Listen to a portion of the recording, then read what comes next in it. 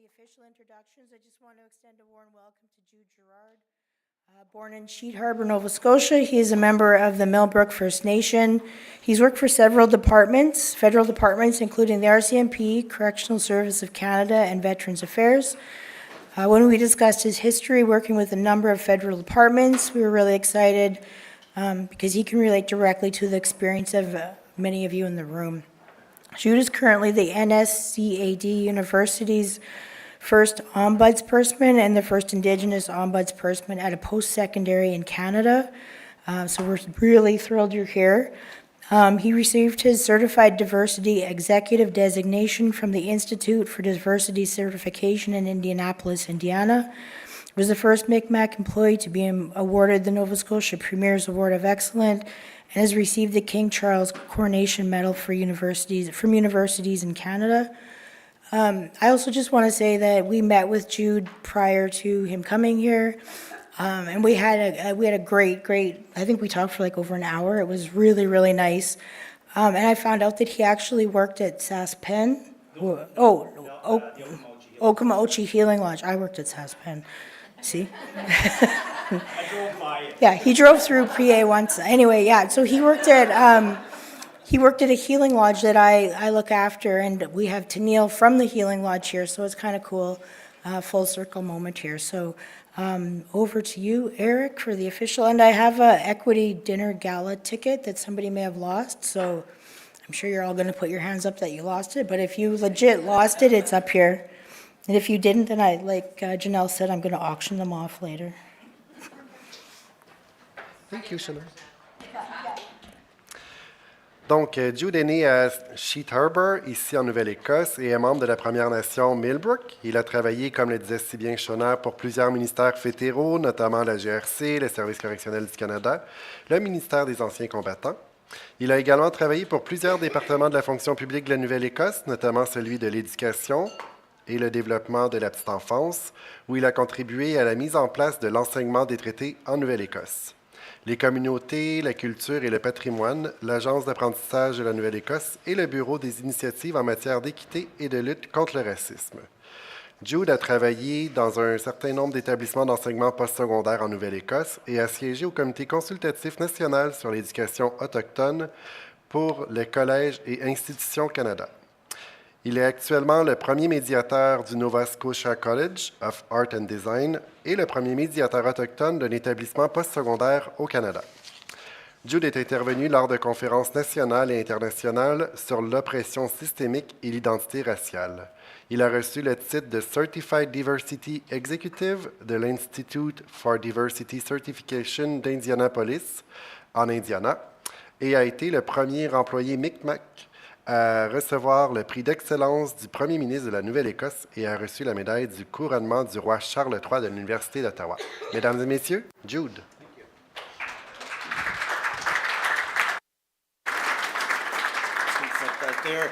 Thank you, and thank you for the invite.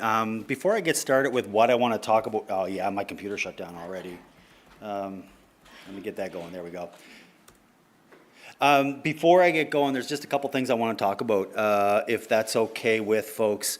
I've been doing this work for 3 decades around equity, and I look back. I've been spending the last little bit of time looking back at this here, and one thing I know is I'm tired. I'm exhausted. But that's okay. You know, when we get to go to gatherings like this here, one of the things we always hear is because folks that are sitting around the table are sort of like-minded, right? And one thing that we always hear is when we gather like this, we're preaching to the choir. Well, choirs need to practice singing. Okay, so keep that in mind as you continue on year after year and you continue with these conferences and you continue gathering and having these conversations. It seems like we're always talking to the same folks. But remember, we have to practice, because if we don't practice and if we continue to get tired, the one thing I always remind myself, if not me, then who? Is one of the things that I really try to keep going through my head. I've been looking back over the last 3 decades, and I was thinking about some of the work that we were able to do, not just here in Nova Scotia, but in other areas of the country. Some of the things that I've been involved in the past, I was I did a lot of the Indigenous training for H Division here in Nova Scotia. Me and DSAC, a former member, where we get together every year and we do some fabulous stuff. I was at one point in time supposed to be going up to Memricook, I think it was, a few years back to do some training with Correctional Services. I was going to be doing the blanket exercise. I will let you know that I'm not a fan of that exercise. I have some major issues with it. In the fact that we now have an interfaith organization telling us who can and cannot tell our stories. There's a major issue with that. I brought together the executive director. His name is Ed. I won't say his last name, but I brought him together with educators from across the country, and we had a sharing circle with him, where we actually demanded that blanket exercise, because it is a very valuable tool, that be released back to our community so that we could take control of it, so that we could tell our stories. And what did he do? Told CSC that I was no longer allowed to present. Shut me down. The words came directly from Ottawa to Atlantic. So I put my blankets in the closet. I will not do that exercise any longer, and whenever I get an opportunity, I like to speak about that, to show what's happening with that. It was quite painful, because I've actually had the opportunity to use that exercise in a number of various settings. One of them that I was so proud of, that I love to share, I actually did that exercise with the formal government here in Nova Scotia when it was the Premier, the Liberal government. I brought the Premier and his entire caucus up to the Nova Scotia Archives, and we walked through that exercise with our original treaties in the room for the first time ever.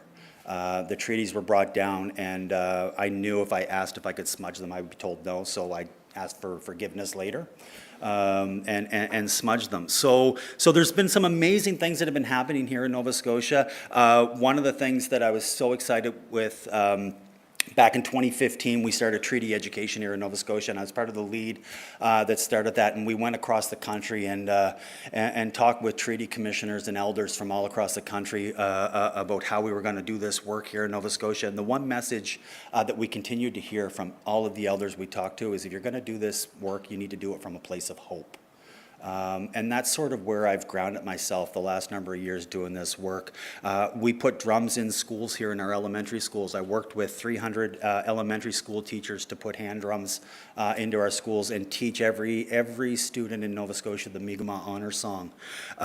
So we've got all of these things that are happening. I've had opportunities to work with industry, and I'll talk about that in my presentation a little bit.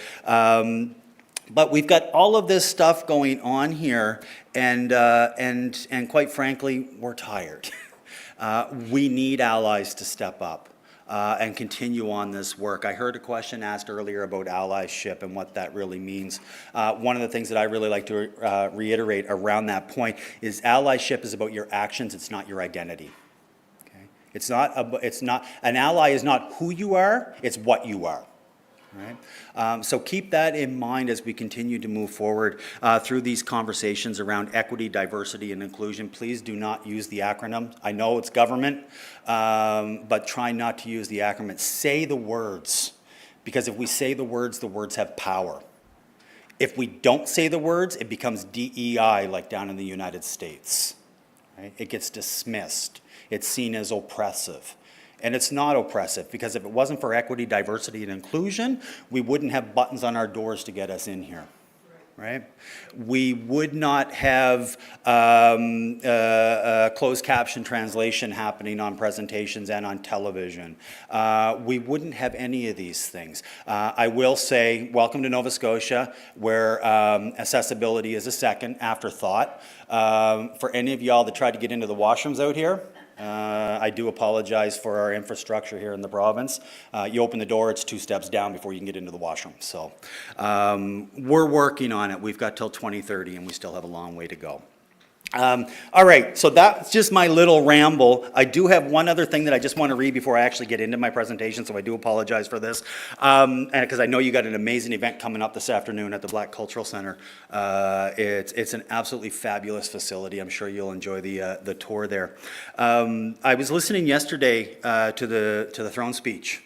I had tears in my eyes because I heard the king read a land acknowledgement. I never thought I'd live to see that or hear that. I really did not. With that being said, I do want to read this one thing. It's a document that I worked on over several years for the government here in Nova Scotia, as well as a number of post-secondaries around land acknowledgements. A territorial or land acknowledgement is an act of reconciliation that involves making a statement recognizing the traditional territory of the Indigenous people who called and still call the land home before the arrival of settlers. Beneath the surface of any territory, histories of belonging have been erased, overlooked, contested, and forgotten.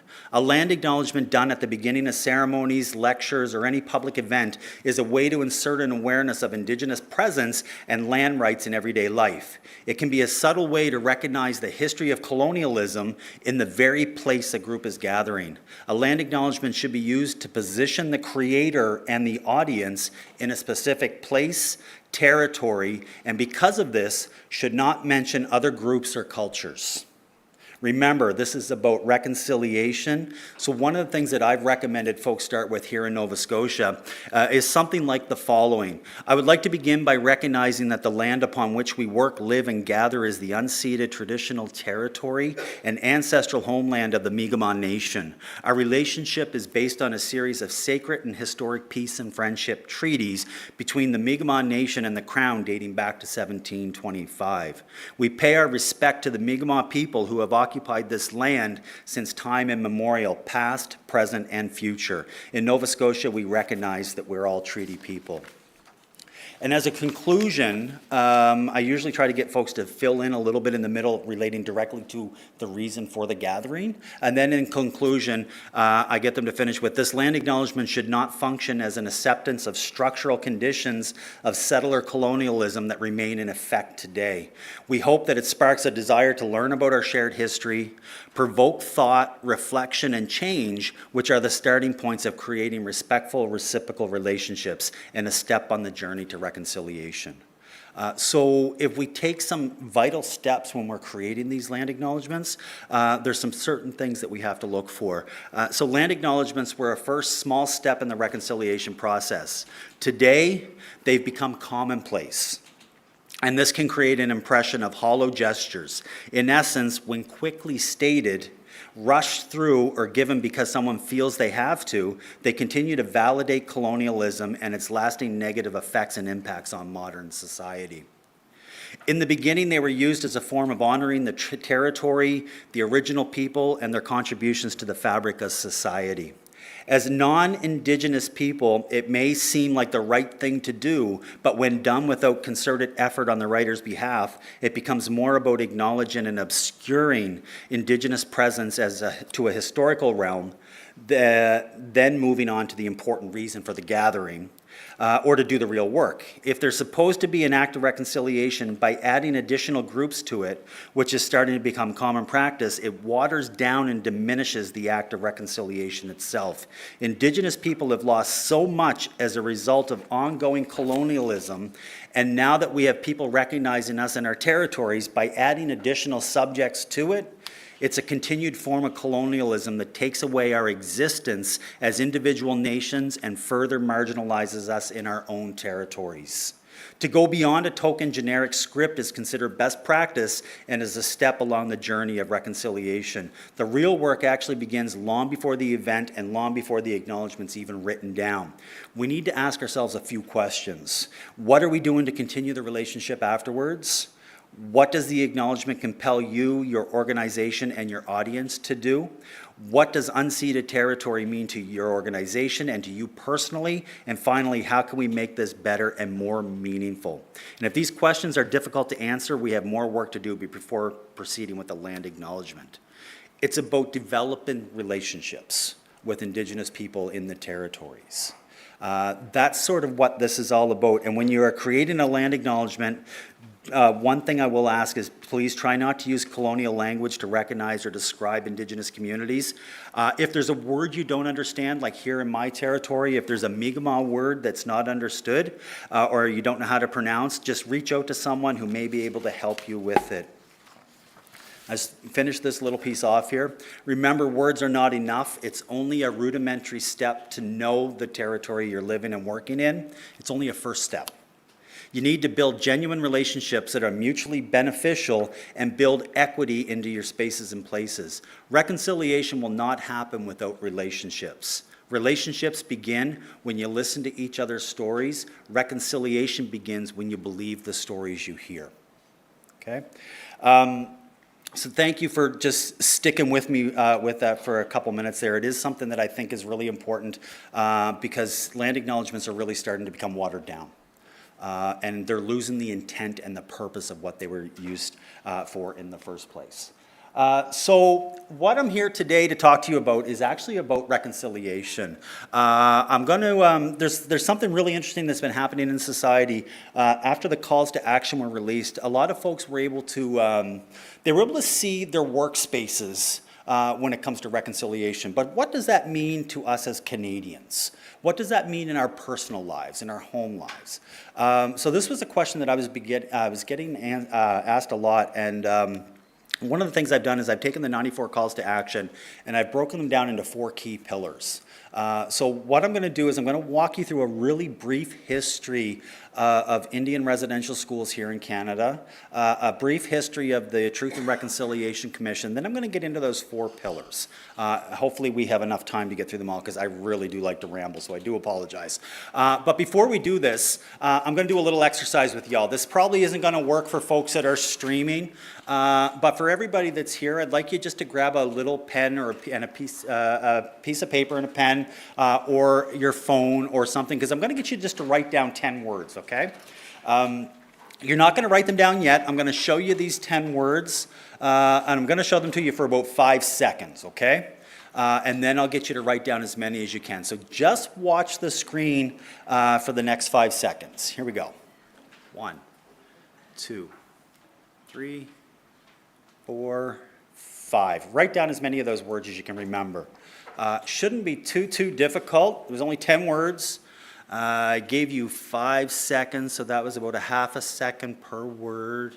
A bunch of smart folks in here, so we should be able to get this. Yeah, someone's laughing at that one. Oops.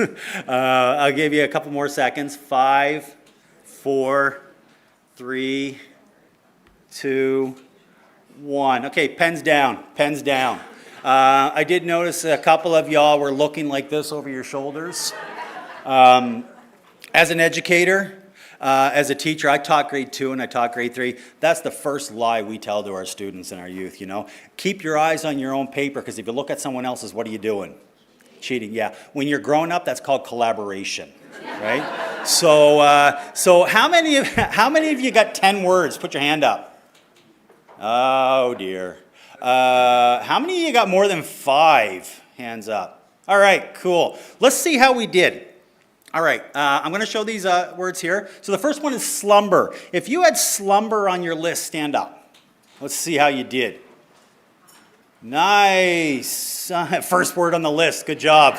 All right. We are doing good. Papa Squad. It's good.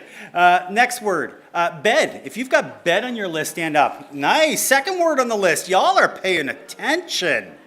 Next word. Night. If you've got night, that was halfway down. That was a tricky one. So we did get a few that got it. Awesome. Next word is nap. Oh, that was way down towards the bottom. So what y'all did was you looked at the top of the list, you looked at the bottom of the list, and hoped you could remember some of the stuff in the middle. Good job. Next word, sleep. This is absolutely awesome because sleep's not even on that list.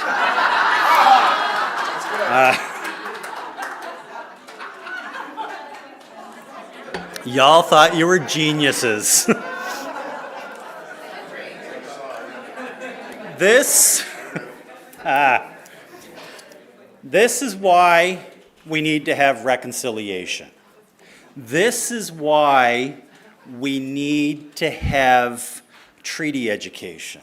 Okay? Treaty education is one of the best ways to dispel myths and misconceptions about Indigenous folks. So what happened here was I showed you all how unconscious bias actually works. Okay? how it works and seeps into our everyday conversations and our day-to-day movements and what it is we do. What happened was you started looking at this list and things were making sense a little bit. You know, you were writing down this list. Oh, there's slumber, there's nap, there's dream. Sleep makes sense because when we're in uncomfortable situations, our mind goes back and looks for information that it may have heard or it may have seen before, right? And with this one here, that's why we pull sleep out and we put it on the list. That's how unconscious bias works, which leads to stereotypes and racism, okay?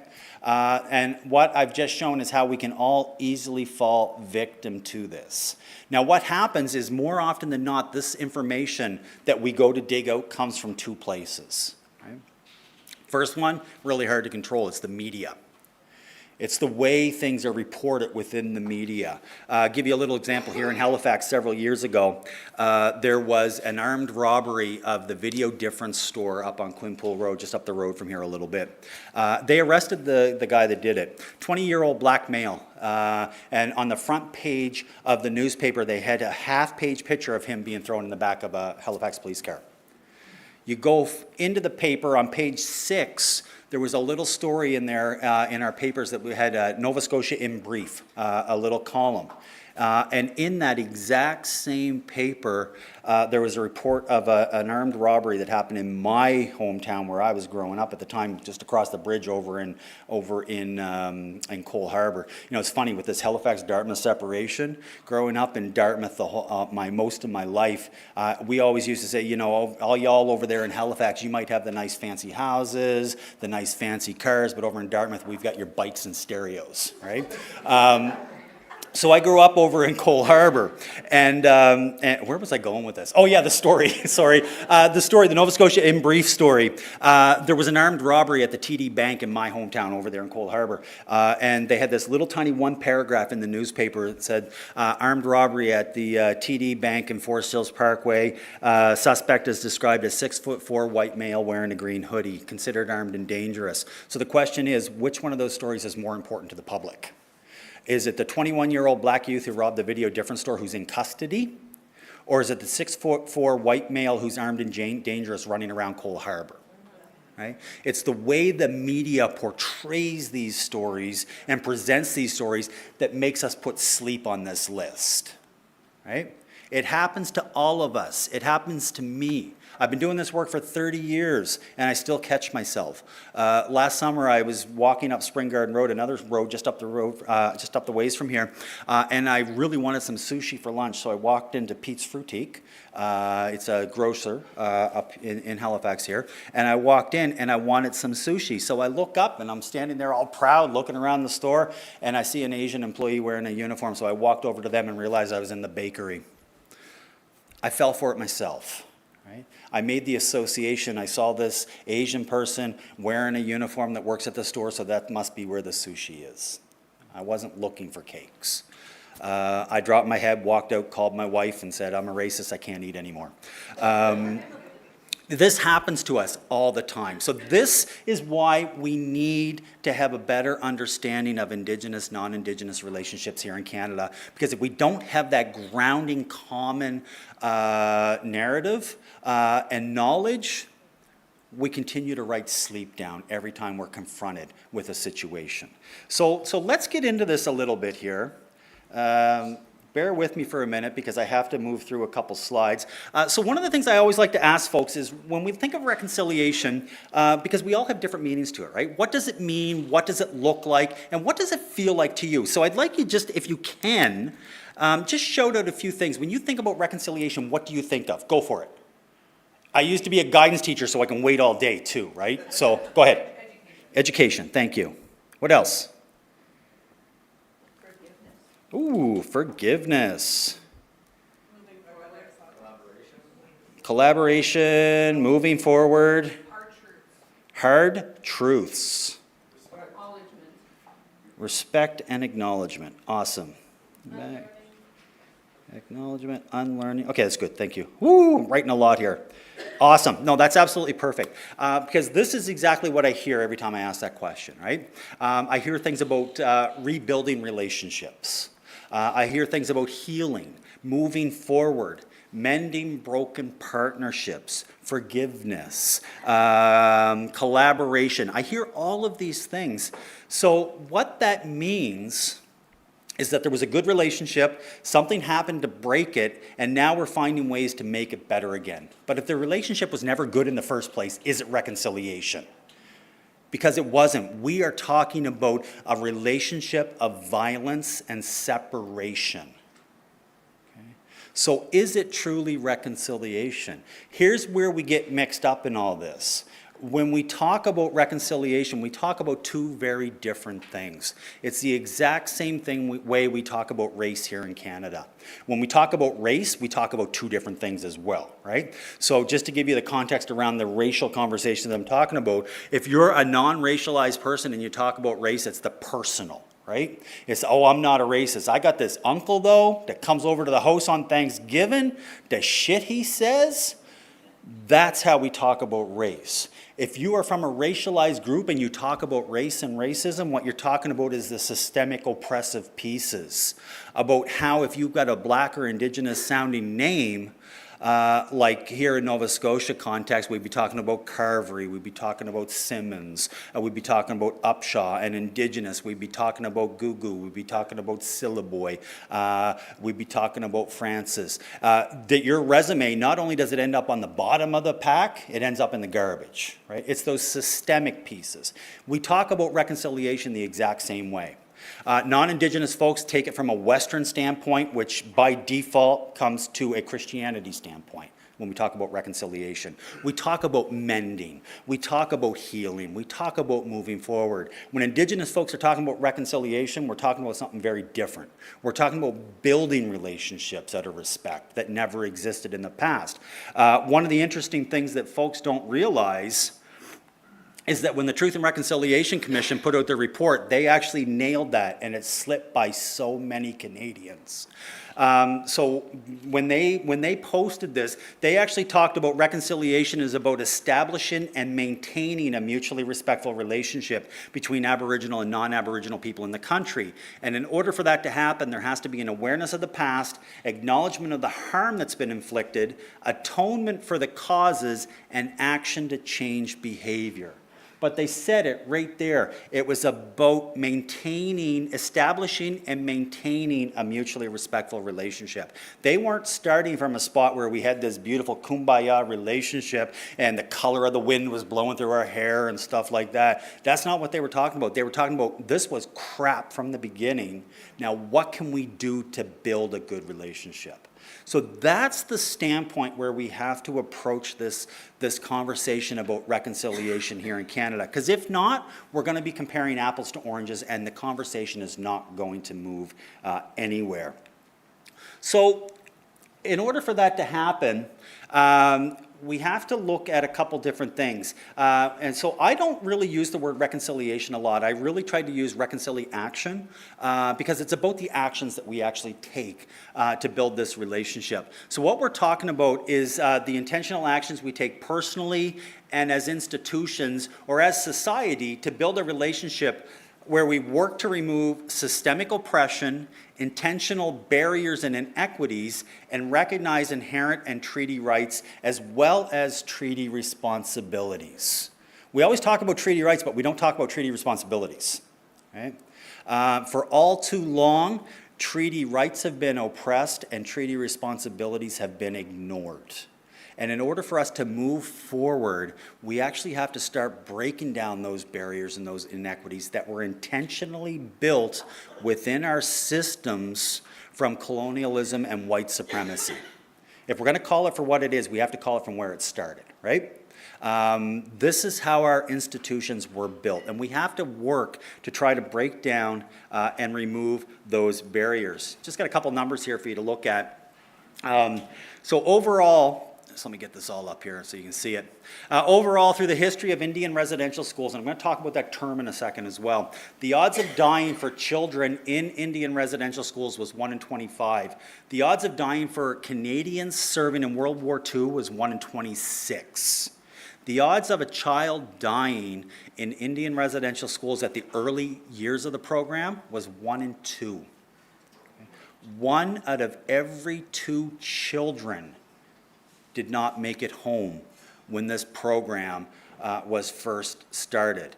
Today, there's approximately 80,000 survivors still alive from this system of genocide that was put together on my people.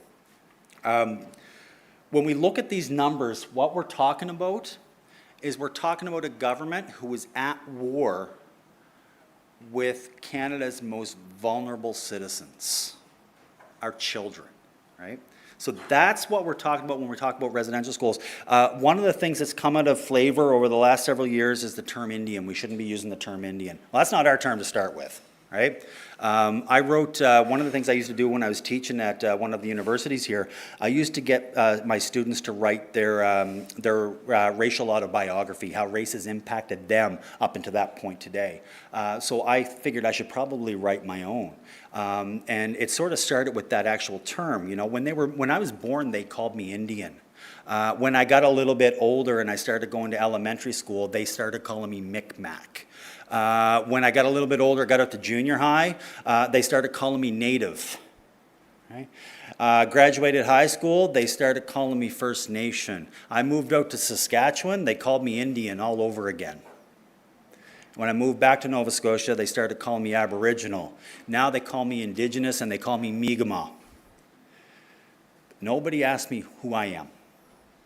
These are labels that were put on me by mainstream society here in Canada without anybody actually recognizing and asking who I am. Right now, here in my territory, we go by the term Mi'kmaq, which is a rough translation. It means, you know, friends. Our original word for ourselves was Ulnu, which means the people. And if you look at many Indigenous languages across this globe, individual nations and communities have names for themselves, and loosely translated, it means the people, right? So when we talk about Indian residential schools, I think it's extremely appropriate for us to use that term, Indian, in front of that, because those were schools that were built to wipe us out. They were built to destroy us. By not saying Indian residential school, we're whitewashing history, and we're taking away some of the blame for what actually happened within these institutions. Just a couple more pictures up here for you to take a look at as they cycle through. You'll notice some familiar ones within this. The first one was soldiers' graves, and the next 2 slides were unmarked graves of possible children who died at the hands of Indian residential schools. This has all sort of come to a forefront the last couple years, which is not surprising and surprising all at the same time. Our elders and survivors have been talking about the atrocities for generations. They come forward and we said, no, it can't be that bad. They came forward with the Truth and Reconciliation Commission and told their stories. They were listened to a little bit, then they were largely ignored. And then news broke about Kamloops. And Canada stood still for about 3 weeks and then moved on. There was something really interesting that happened around that same time.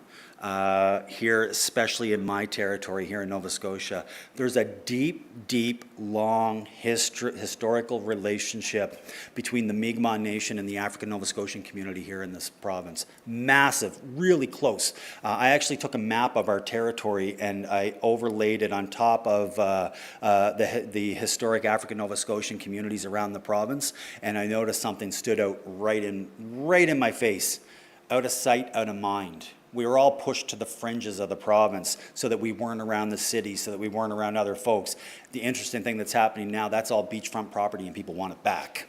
But that's how close the relationship has been to us. And when the news broke in Kamloops, something absolutely amazing and profound happened here in Nova Scotia. Just before the news broke, we were talking about George Floyd. We were talking about the murder and death of George Floyd. And what happened here in Nova Scotia is the Mi'kmaq community pushed all of our issues aside, and we stood hand in hand with the African Nova Scotian community in this province. right? Hand in hand, together to support each other. When the news broke about Kamloops, the exact same thing happened again.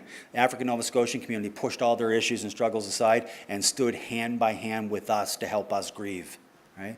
That's how close that relationship is. When we talk about a relationship of mutual respect, that's the relationship that we need to build through reconciliation with Canada. Right? Because anything else is subpar.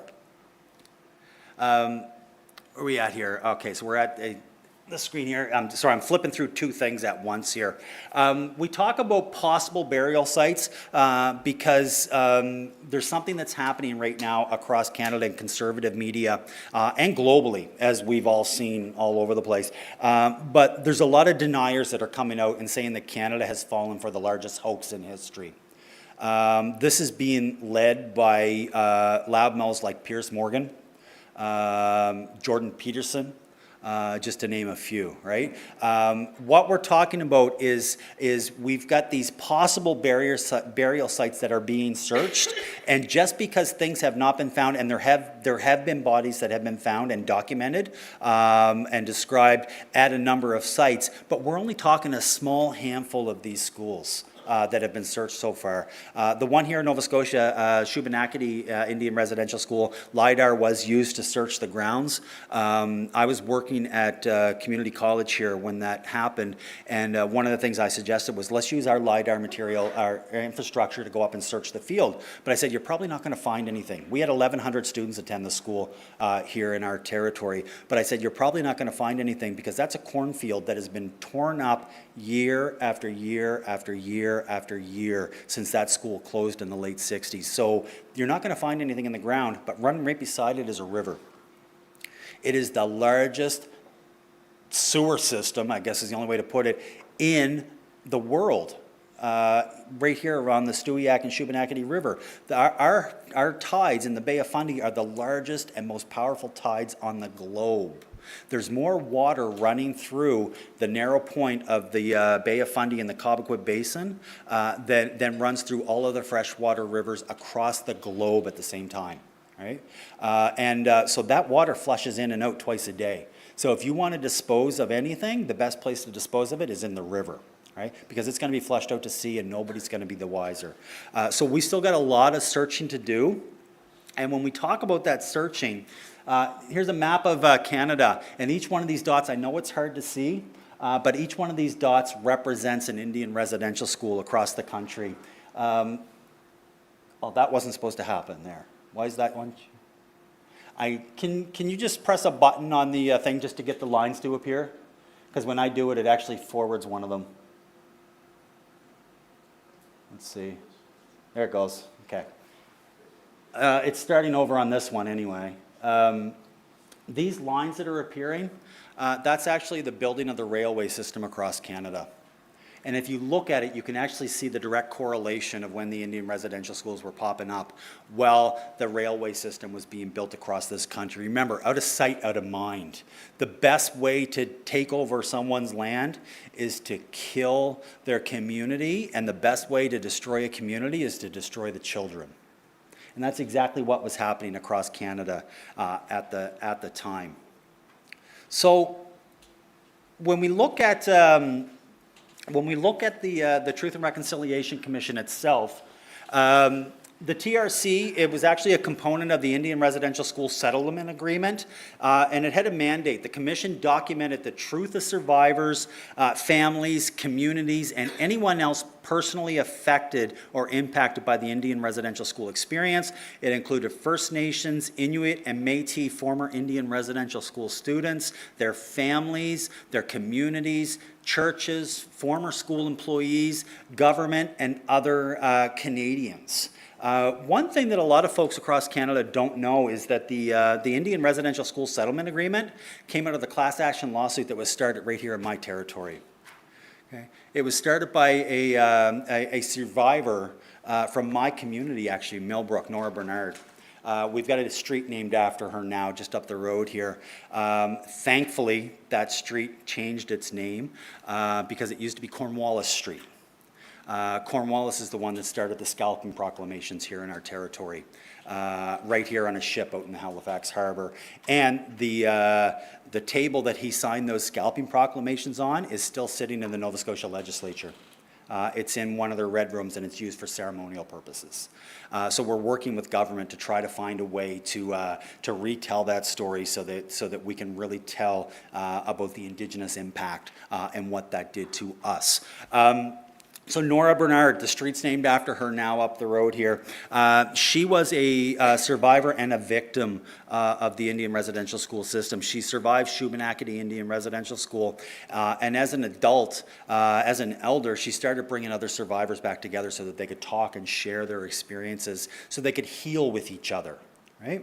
That was her whole plan, just bringing folks to her house, and they started healing. And because of all this, the class action lawsuit ended up getting launched because of the work that she was doing here in my home community. I say she was a survivor and a victim because her grandson actually broke into her house looking for drugs and money and ended up killing her.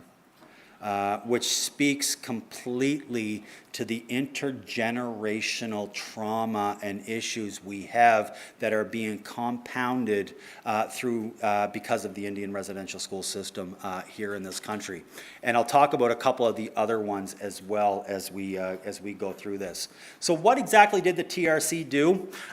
We got to remember they were not a criminal tribunal in any form. The commissioners had absolutely no subpoena power, and that's important to remember. The commission listened to survivors and others affected by the Indian residential schools by way of statement gathering and other truth-sharing processes. So when we look at the numbers, they received 6,750 statements. Okay, 6,750 statements. They recorded 1,355 hours of recordings of survivors telling their stories. 7 national events were held. 1 was held here in Halifax. And out of all these numbers came 94 recommendations. Right? I don't know where y'all were when the recommendations came down, but I know where I was. Right? I was driving on my way back up to the valley, and it was released, and there was a national coverage that was happening. I had to pull over on the side of the road because I said, here we go again. We've been down this road before. We had the Royal Commission on Aboriginal People, 464 recommendations, and not a single one was acted on. Right? We've got UNDRIP, which Canada helped author but refused to sign. They were one of the 2 holdouts to sign the United Nations Declaration on the Rights of Indigenous People. Canada and Russia were the only 2 holdouts. Right? We've been down this road. And so for many of us, it was like, here we go again, same old, same old. But something different happened this time. Indigenous communities across the country stood up and said, y'all going to be responsible for this. We are going to create this change collectively together so that we can all live in harmony within this society, right? So Indigenous folks were taking it on themselves when we talk about the calls when they were released. So I think it's important for us to understand the structure of these calls. I'm not going to talk about this a lot because I know I'm running out of time here pretty quick. But you'll notice the first half of them are around the structure of the calls to action, and this is around redressing the legacy of Indian residential schools. You can see what it focuses on: child welfare, education, language and culture, health, and justice. Now here's the kicker to all of this. First of all, look at justice. It takes up half of those, right? Because we all know that there's a disproportionality that's happening in the justice system. And it's not your fault. I need to say that right now. It's not. These systems, the thing that I continue to hear across this country is that the child welfare system's broken, our education system's broken, our healthcare system's broken, our justice system's broken. Those systems are not broken. They're working exactly how they were designed to work. They were built to elevate some and oppress others. And that's where we're at right now. That's the thing that we need to change. It's not that they're broken, they just weren't built for all Canadians.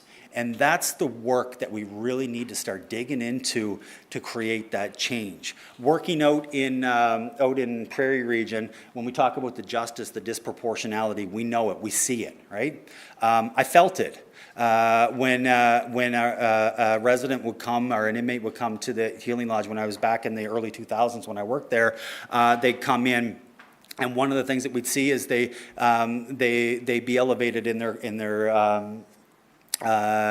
classification. So they come in as a minimum, 4 months later they were medium, and then they were being maxed out. Right? That's something that we were seeing on a continual basis. We see it within the justice system itself, with law enforcement here in Canada. Everything that we're seeing down in the United States that's happening to Black folks down there, we're seeing here to Indigenous folks here in Canada. The exact same thing is happening. It's not that we have bad officers. We've got officers that are in a bad system. Right? It's the systems we need to look at. It's the systems we have to start dissecting and digging into to see what's going on within there. The second half of the calls are around advancing the process of reconciliation. And this is where the work begins, right? This is where we got to start digging in and start doing the work. We talk about the United Nations Declaration on the Rights of Indigenous People. We talk about equity in the legal system, sports, business, newcomers to Canada, education for reconciliation, which is kind of what we're doing here today. The youth programs is a really big one, and I'm going to focus on that one very specifically in a second. But these are the areas, that and business are a couple that I just want to briefly talk about. The business one. Welcome to Nova Scotia. Welcome to Halifax. For those of you who's not from Halifax, just raise your hands. Right on. You see all the cranes that we have up in the air? Okay. Halifax per capita in Canada is the third busiest city when it comes to industry and it comes to construction. The only two cities that are outpacing us per capita are Ottawa and Vancouver. At any given time, there's 32 cranes on the peninsula here in Halifax. Okay, that's massive work that's happening. When I worked for industry, when I worked for government with the apprenticeship agency, one of the things I kept hearing from industry is we can't find anybody to work. Right? We've got a labor shortage. We can't find anybody to work. I had to start pushing back. No, what you're saying is you can't find anyone who looks like you to work. That's what you're saying. Because when I dug into the census data, the last census, if you are an Indigenous person living in HRM, and remember, Indigenous people and African Nova Scotian youth are the fastest growing demographics in our province, okay, and the youngest. And if you are an Indigenous person in HRM and you have a Red Seal certification in any trade, you still face a 20% unemployment rate. So don't tell me there's nobody out there to hire. We're out there to hire. Your HR departments aren't changing and hiring us. That's what's happening. We had the One Nova Scotia report that was done several years ago. Ray Ivany had done this report about what Nova Scotia needs to do to grow and be self-sustainable, because they kept saying we have a shrinking demographic. We have a shrinking demographic. No, I approached Ray and the lawyers that wrote this, and I said, no, we do not have a shrinking demographic. We have a shifting demographic. And y'all aren't watching the shift that's happening. That's where the issue is when it comes to business, okay? The other one that I want to talk about was youth program, and I'll talk about that on the next slide, I believe. Let's see. So one of the things I always check to see is, where are we located personally within the calls to action, right? As individuals. Because the way this is laid out, we can really see it when it comes to industry, when it comes to the workforce, when it comes to our organizations. We can see where, because it's really scripted, right? So the achievement gap or debt, for example, we call upon the federal government to develop with Aboriginal groups a joint strategy to eliminate educational and employment gaps between Aboriginal and non-Aboriginal Canadians. These gaps exist. I don't call them achievement gaps or educational gaps anymore. I call them achievement debts, because they're a debt owed to people that were oppressed by the system that had benefited others in the past, right? So what can we do to eliminate these gaps or debts? It's very prescriptive. It says we call upon the federal government, but what can we do as individuals, right? Because that's what this reconciliation thing is all about. It's about building a mutually respectful relationship. So as individuals, what can we actually do? I work in post-secondary right now, and one of the things that I try to recommend, when we talk to alumni, what happens is we go to school, we graduate, we get good jobs, and then we start getting emails and letters from the campaign office saying, hey, have you considered donating for a bursary? Have you considered donating to your school? And this is something that if we're in an opportunity to do, we do. So how can we as individuals do this? Yes, I would absolutely love to donate to a bursary for NSCAD University, but I want that donation geared specifically to Indigenous people. Right? Just by changing the way we do that donation, we can help start reducing this achievement gap or this achievement debt that exists. The same thing with the funding for post-secondary education. Youth programming is a massive one. What do we do as individuals? All right? How many of you were involved in Scouts, Cubs, baseball, hockey, soccer, ringette when you were little? Just show your hands. Almost everybody in here. How many of you are still involved coaching or mentoring? Just curious.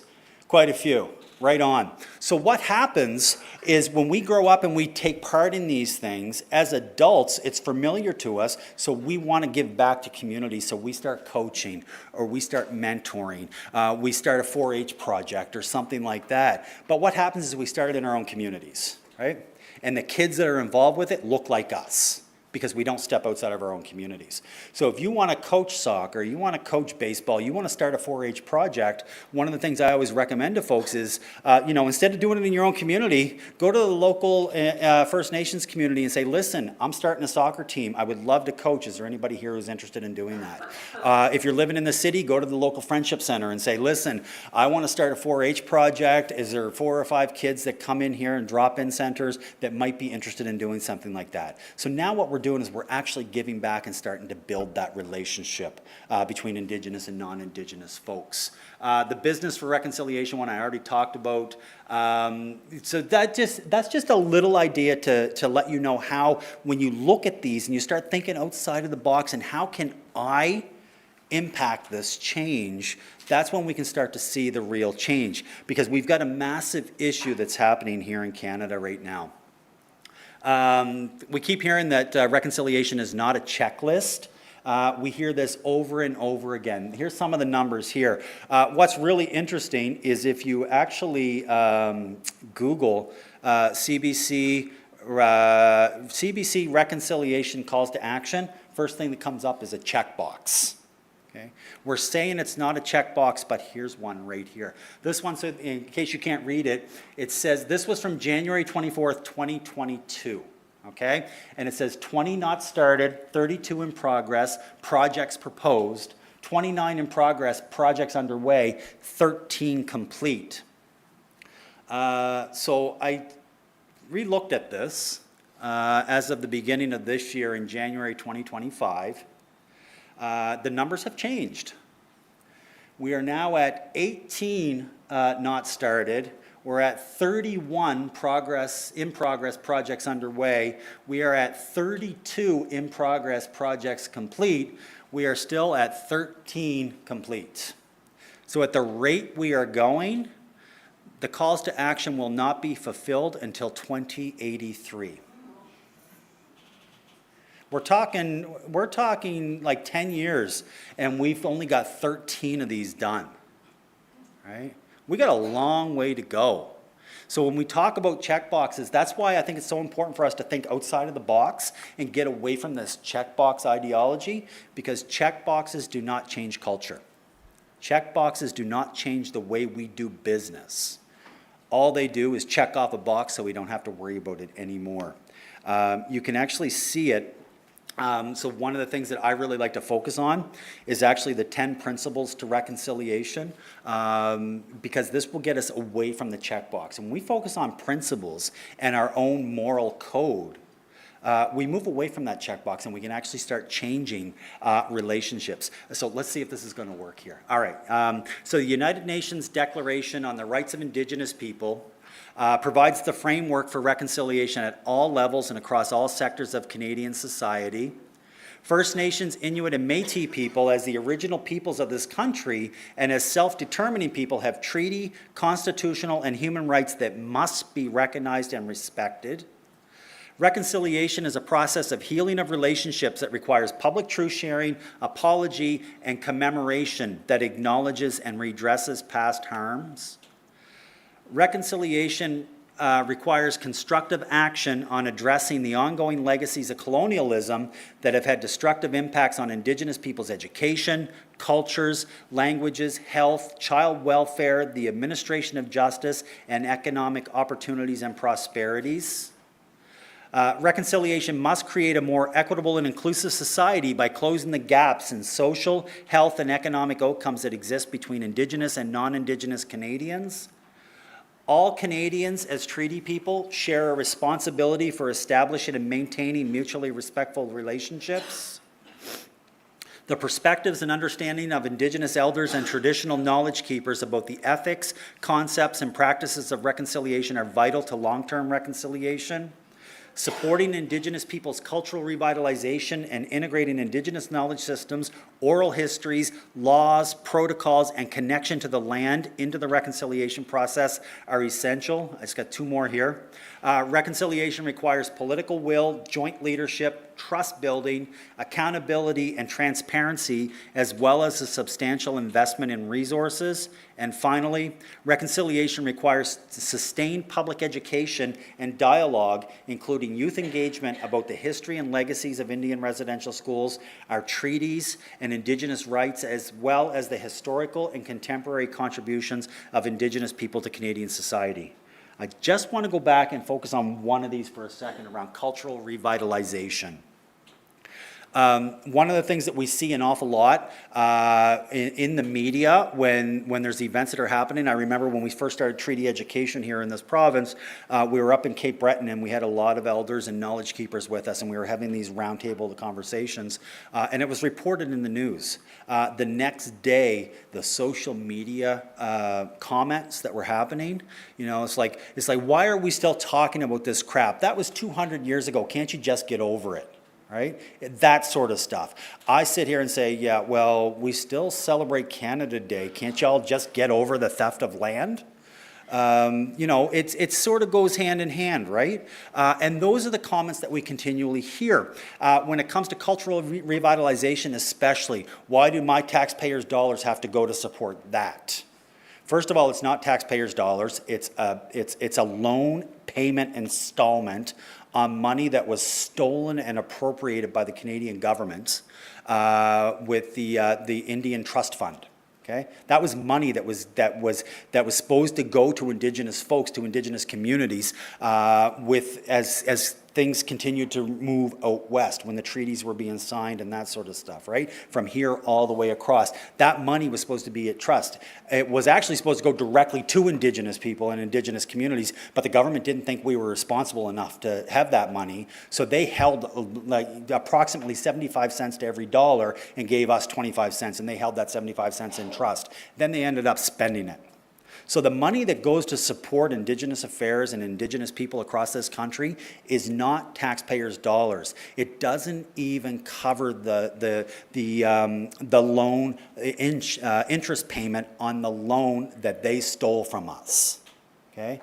So it's not taxpayers' dollars, it's money being paid back, but it doesn't even cover the interest payment of that money, right?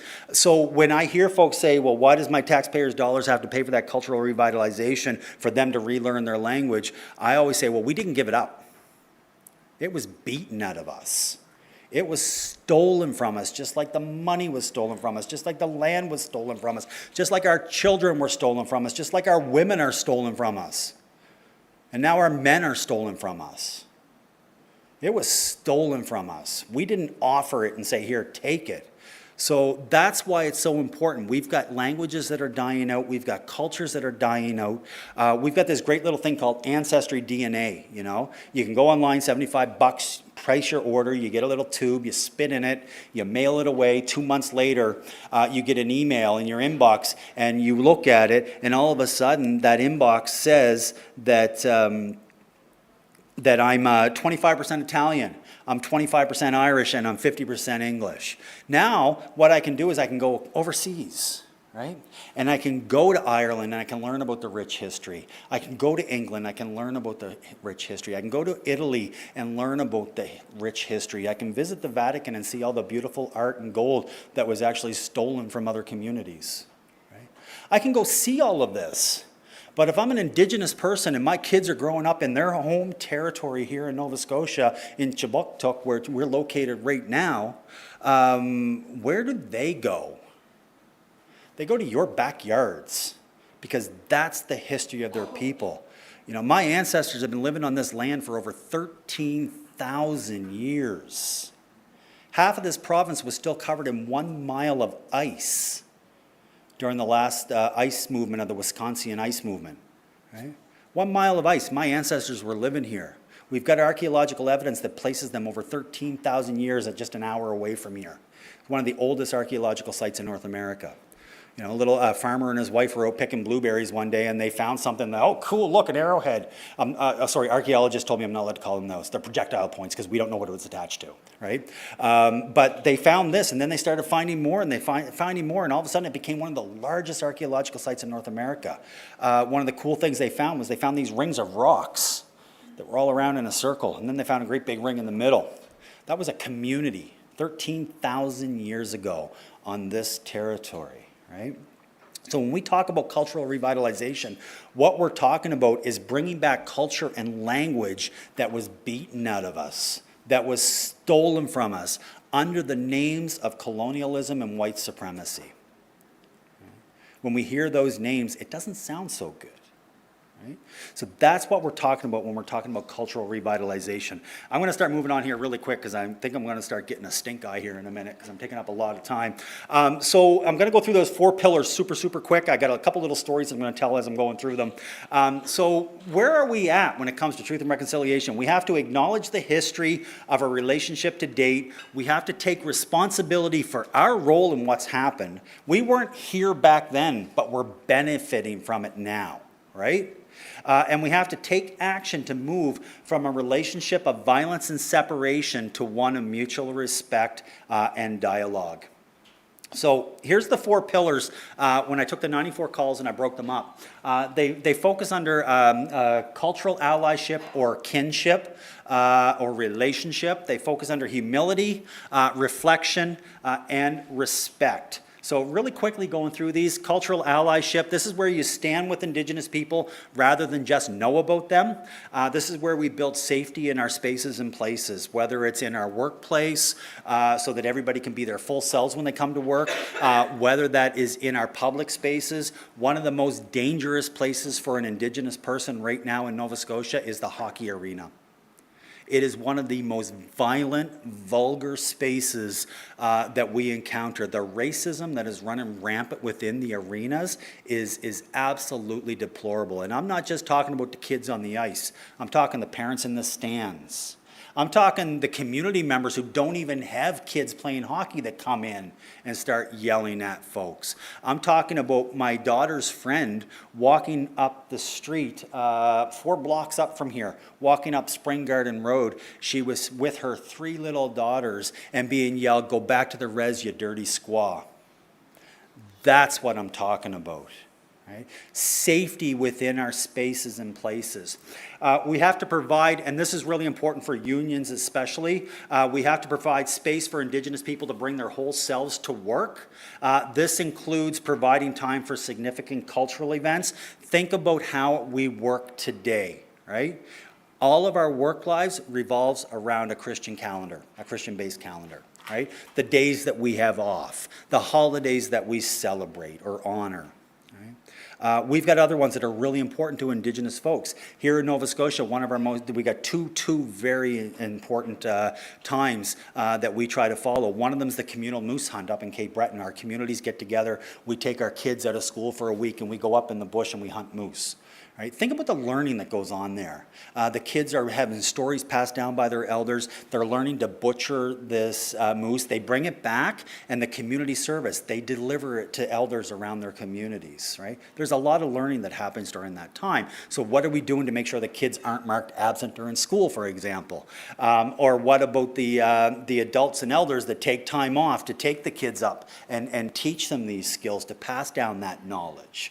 The other one is our Midwinter's Feast that happens in February. It is a huge event for us here. It's about warding off the winter spirits and making room for the spring spirits to come back in and enjoy the harvest that's about to come. And it's a massive communal event, right?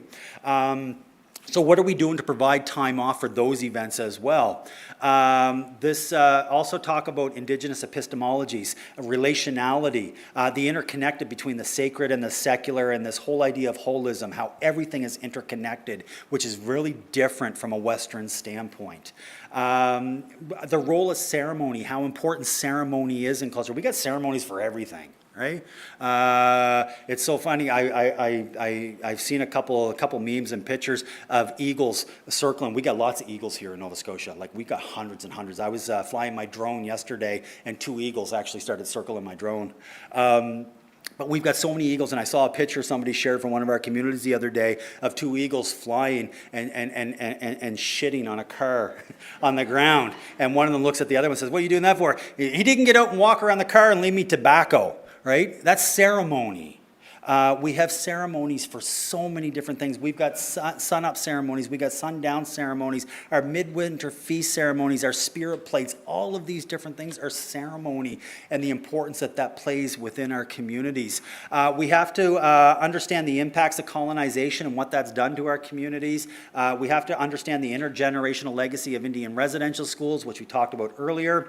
The deconstruction of cultural assumptions of mainstream institutions. That's a big one. Right? I remember a story, a friend of mine who worked at the Department of Education, Candy.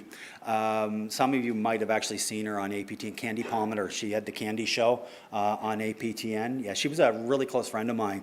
And I remember there was somebody coming from Cape Breton for a job interview to the Department of Education here in Halifax, and they never showed up. So Candy called them and said, "What's going on? Where were you?" He goes, "Well, we were coming in and we hit a deer on the way in." "Oh, okay, is everybody okay?" "Yeah, but then we took the meat back home and we butchered it and gave it to the community," because that's what was important at that time. Right? This whole ideology of time in many Indigenous communities, there's a discrepancy there between the Western way of looking at time and an Indigenous way of looking at time, and we can even see it in our storytelling. Right? When we're telling stories about things that happened in the past, that are happening right now, and happening in the future, all in the same breath. Right? The time is not part of that storytelling process. So we got to understand that. We got to look at assumptions as well, right? So assumptions are based on a set of common values and shared belief systems. However, if you don't have that commonality, as in diverse multicultural business dealings, they can lead to misunderstandings, disagreements, and even disasters. So think about, just like I said, the way different cultures approach time. I always think about the little girl who goes up to her mother and she says, "Mom, why is it when you're cooking that fish, you cut the head off the fish, you cut the tail off the fish, you put it in the pan, and then you cook it?" And she told her daughter, she said, "Well, that's because that's the way your grandmother taught me to do it." So the little girl goes and asks her grandmother, she says, "Gran, why is it when we cook a fish, we cut the head off the fish, we cut the tail off the fish, and we put it in the pan and we cook it?" And she said, "That's because that's how your great-grandmother taught me to do it." So she goes to her great-grandmother and she says, "Granny, why is it when we cook a fish, we cut the head off the fish, we cut the tail off the fish, we put it in a pan and we cook it in the oven?" The great-grandmother looked at the little girl and she said, "Because the fish was too big and that was the only pan that we had." Okay? We do things in our organizations just for the sake of doing them, without even questioning why we do them, how we do them, or what was the reason for doing them in the first place. So when we talk about assumptions, that's one of the things that we really got to look at. What is it we're doing? Why is it we're doing it this way? And is it oppressing somebody? Right? When it comes to doing those things. So the next one is around humility. Very short and sweet. We got to remember that your way is not always the right way.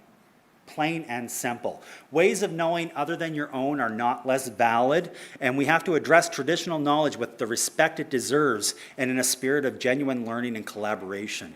I think about some of the stories that we were taught here in our territory. And one of the things that I'm hearing is that there's, with climate change, our seasons are changing. Our elders are saying, no, they're shifting. They're just shifting. They're shifting by a month or so, right? So when we would normally go out and fish for trout, for example, fishing season in Nova Scotia starts April 1st, right? So we go out and we fish for trout, but that season is already shifted. In April, they're spawning already.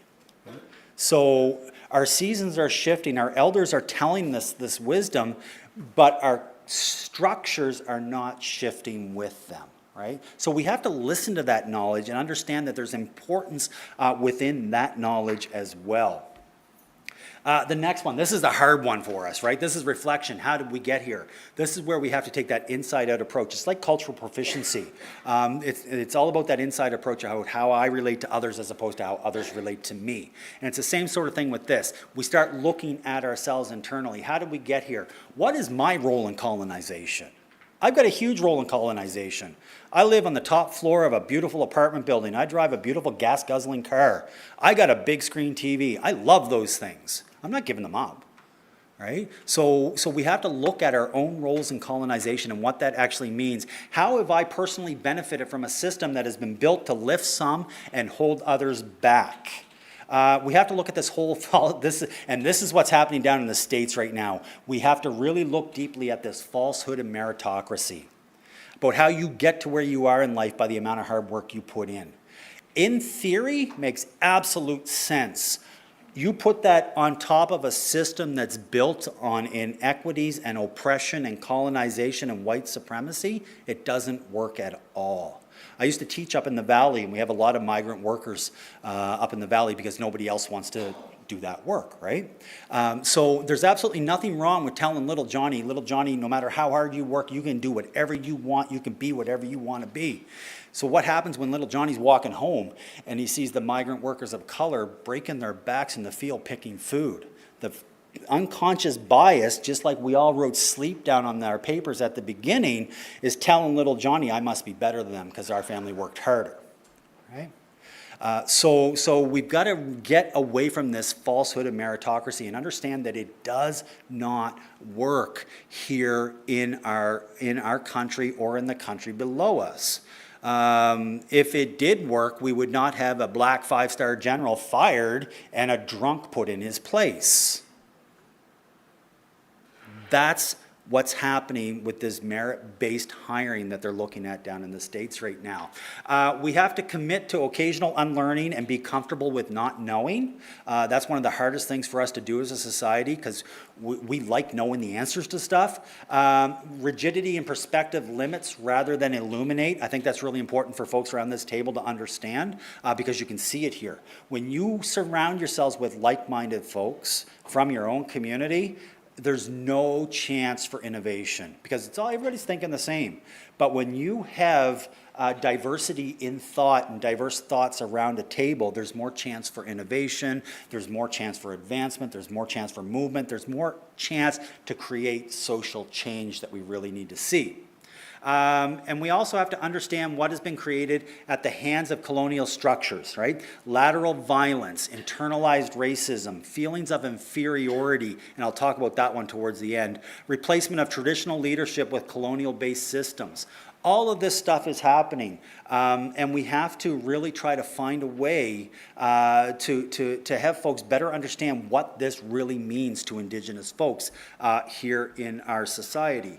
The last pillar is around respect. It's around acknowledging and celebrating the difference that difference makes for individuals, for community, for resilient cultures. But we also have to respect, understand, and acknowledge what has been lost at the hands of these colonial structures and white supremacy. Knowledge, language, wisdom, societal structures, gender roles. All of this has been beaten out of us, right? We always say that these things have been lost. I'm a firm believer they haven't been lost, to be honest with you. I think they were driven underground, right? And our elders kept them safe until we get to a point in society where it's safe for our communities to bring these back out again. And that's what we're seeing happening all across this country. It is no surprise that our knowledge systems are coming back, our languages are being revitalized, our societal structures within our communities are coming back to what they were, matriarchal societies. Right? Not the patriarchal society that's been forced upon us. And this whole idea around gender and gender identity is coming back full force within our communities. It's all coming back, drumming, singing, medicines, our languages. It's all coming back at the same time because we've got a group of Indigenous folks within our communities that have been living and surviving in two worlds. Right? We've been walking in the dominant society world and we've been walking within our worlds in our own communities. But there's something missing. So now is the time where folks are going and saying, listen, you've kept this stuff safe. Let's start bringing this back. We are here to keep it safe now. I think about my 3 kids when I lived out in Saskatchewan last time, and this is no diss to Saskatchewan because it is, who here is from Saskatchewan? Hands up, I saw a couple flags. Nice, right on. I was just out in Saskatoon a couple weeks ago. I absolutely adore Saskatchewan. It is my home away from home.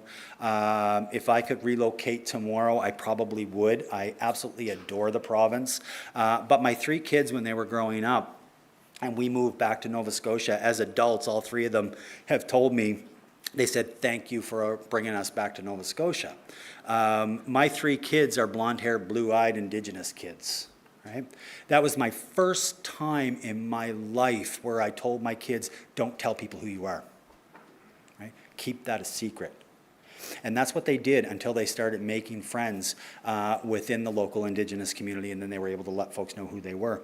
But on the other side of that, when they talk about me bringing them back, all 3 of them have said thank you because I don't know if we would have survived. My oldest daughter identifies as gay, my youngest is bi, and my middle daughter's trans. And all 3 of them have come to me with tears in their eyes, thanking us for bringing them back to Nova Scotia so that they would be able to survive. And like I said, please, it's not a dig at Saskatchewan. That is absolutely one of my favorite places. Just during that time, my kids did not feel safe. Do they feel safe in Halifax? Oh, hell no. They do not feel safe here in Halifax, but they feel a little more safe being able to be who they are. Finally, where are we at here? We did this respect one already. Oh, wrong button. This button. There we go. So just remember the 10 principles to reconciliation that I talked about earlier around the United Nations Declaration on the Rights of Indigenous People, about responsibility. This is all our collective responsibility. And finally, it's our shared history, okay? I just told you that my family's been here for like 13,000 plus years. That's not just my history. Nova Scotians, hands up. Oh, I was going to say, come on now. We got a couple. Okay, that's your history too, okay? As Canadians, that's our collective history. Just because my people were here for 13,000 years, it doesn't mean that history of this country started in 1604 or 1605, whenever it was Champlain showed up. It started long before that. So that history is your collective history as well. So we are all in this together. We have to remember that what we're looking at when we talk about reconciliation is about creating a new shared history for our province. I'll just finish you off with this one last quote from Senator Murray Sinclair, that when we talk about inferiority, the sense of inferiority, lateral violence, internalized racism that's happening within Indigenous communities all across this country, it's because of what this country did. While Indigenous children were being mistreated in Indian residential schools by being told they were heathens, savages, pagans, and inferior people, that exact same message was being delivered in the public schools across this country. So while we were in Indian residential schools being taught this and told this, y'all were learning it in school, right? So Murray Sinclair said, education got us into this mess, education will get us out of it. It is the education system that created all this, and it's up to us to really start re-educating ourselves to move away from this into an area of mutual respect and building those relationships. So the last thing I'll just finish you with, remember reconciliation, like I said at the very beginning, it's actually a verb, it's an action, it's those things we do. It's really ironic that it fits this way because in my language, in the Mi'kmaq language, our language is a verb-based language. It's an action-based language. You know, we just, the sky isn't blue. The sky is bluing right now, and a little later it's gonna blue a little bit different. Right? It's all about actions. So I want you to think what your commitment to reconciliation is. What are your short-term commitments? Like, what are you going to do over the next several months when it comes to reconciliation? Your medium term, what is this committee, the folks that are on the equity committee, what are you all planning on doing to create those medium-term goals towards reconciliation within your institutions and within your union? And finally, what is the union's long-term goal when it comes to reconciliation? I heard y'all talking earlier. I was sitting out back listening really closely about, you know, we got a couple Indigenous folks that are sitting around the table. Let's fill that table. We got to remember, 1 is tokenism, 2 is safety, 3 is a voice. Okay? If we want to have change, we need to be sitting at the table to help create that change. And I think that's it. Thank you all very much. Welcome to Nova Scotia.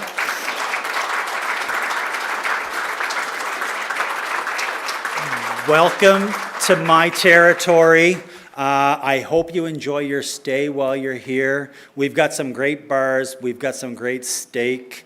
We got some really good fish, all right? I hope you enjoy the rest of your stay here in Halifax. Walalia, thank you all very much.